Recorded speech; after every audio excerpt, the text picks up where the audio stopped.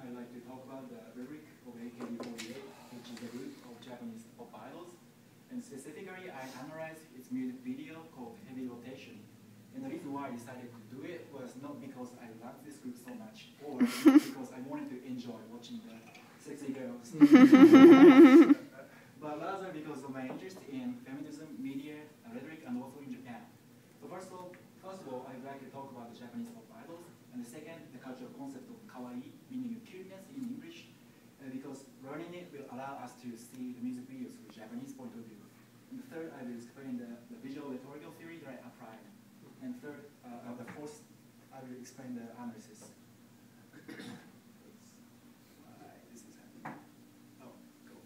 So, according to Japanese pop idol scholars, one of the significant themes of Japanese pop idol is the cuteness compared with Western celebrities. And cuteness is a driving factor of the pop idols. It encourages the fans to support the idols, and it is constituted through innocence, political usefulness, modesty, and a lack of talents. For example, the media uses so many images of cute idols, so if the fans are young, they want to emulate them, and if the fans are adults, they want to see them grow up in terms of their abilities to perform. Among many pop idol groups, the AKB48 is the most popular one in Japan, and in 2010 they released a song called Heavy Rotation, and also posted its music video on YouTube, and it got more than 90 million hits.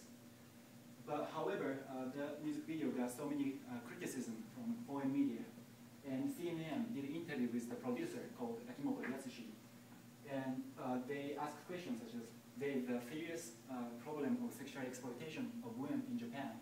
Are you contributing to it by producing the music video? Akimoto stated that there's no such a thing as sexual exploitation of women. It is a matter of interpretation. So my central question derived from his statement, how can viewers see the music video so that they do not think it is the sexual exploitation of women? So in other words, what kind of visual elements are integrated into the music video to hide the sexuality of young women? And in order for us to see the music videos from the Japanese point of view, it is important for us to understand the concept of kawaii, meaning cuteness, because it is a significant theme of Japanese pop idol. And according to anthropologist Akita, she stated that the concept of cuteness has rhetorically subversive power to turn seriousness into ridiculousness, or to feminize objects. And she defined it as wearing cute childish outfits, such as miniskirts or Pokemon costumes, showing and waving open palms, while pinkish colors, fruits, candy, and ice cream, all of them are considered as cute in Japan. And she also suggested that the wearing cute costume and the possession of cute objects are the possessor's signs of how she or he wants to be treated. So let's take a look at the example from Darth Vader. Now we can see that he has a sense of dignity, and also he has power or authority because of the way of his posture and the way that the camera shows him. However, by adding the cute elements, the authority we can observe from the left picture can no longer be observed. And since he is wearing a cute costume, he is sending the message that he wants to be treated as princess rather than the power of the master of force. So understanding cultural concept, kawaii, cuteness, let's move on to the visual rhetorical theory that I applied. Among many visual rhetorical theories that Finnegan suggested, I just used two of them. One is called production. It is a way to understand what kind of visual elements should be or should not be used in the image by analyzing image producer and constitutions, ideologies. And the second is the composition. It is a way to understand the message and the scenes of that image by analyzing visual elements such as lights, colors, shapes, and also spatial organization and the camera angles. Applying the concept of production, I specifically analyzed who gets to be the members of AKB48 because they are also in the image. According to Akimoto, the producer, he stated during the audience, he chooses those who are less than 20 or 21 years old in order to maintain the freshness of the group, and also ordinariness is important for the members of AKB48. Akimoto does not choose those who have superb ability to perform, but rather he chooses those who are bad at performing, because lack of talent creates the sense of cuteness. And importantly, they have to be kawaii. Yeah, they have to be cute because it is what draws these Japanese audiences to the pop idols. Regarding the policy of the company, there is a rule called that banning rule, which prevents the young idols from having any relationship with men in order to maintain purity, innocence, and the cuteness of the group. By understanding this, we can tell that the women we see in the music video are someone who we can identify with in terms of their ability to perform. And also, any men-like figures will be excluded from the music video in order to maintain the cuteness. By applying the concept of composition, now we can clearly see that the theme is cuteness because of the cute visual elements such as pink and also the fruits on the right side and candies surrounding her, and also she's wearing the cute costumes. And because of the camera angle, we can see that we have a sense of authority over her because we can look down on her. And she's, by the way, on the dining table in this picture. And because she's wearing and possessing the cute visual elements, she's sending the sign that she wants to be treated as less than a human, or what is more, the object to be tasted on the dining table. In this case, somehow the kawaii visual elements function together to create or emphasize the sexuality of AKB48. However, in this picture, we can clearly see the theme is cuteness as well because of the pink color curtain behind them and the pink color pillows. And seemingly they're playing the pillow fighting in an innocent manner. And look at the woman in the middle. She looks at the viewers straight, and also she smiles at him, so she recognizes the presence of the viewer. And according to Finnegan, she suggested that the camera angle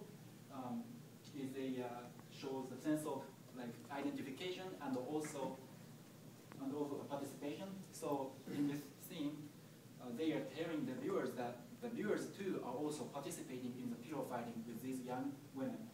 So somewhat reducing the somewhat reducing the sexuality of the image of AKB48 members.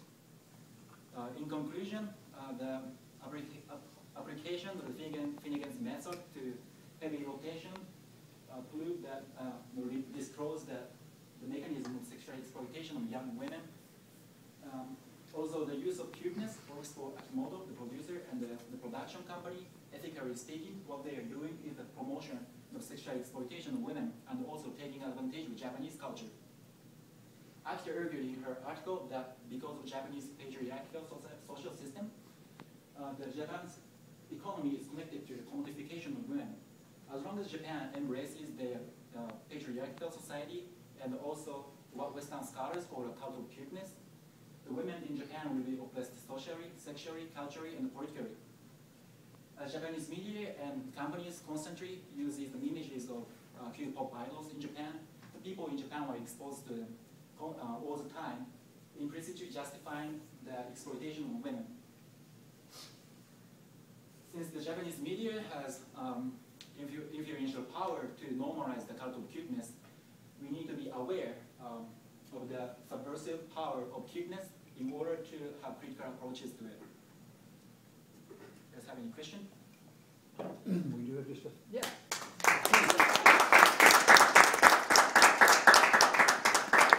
We do have a few minutes for questions. Is somebody trying to get in here?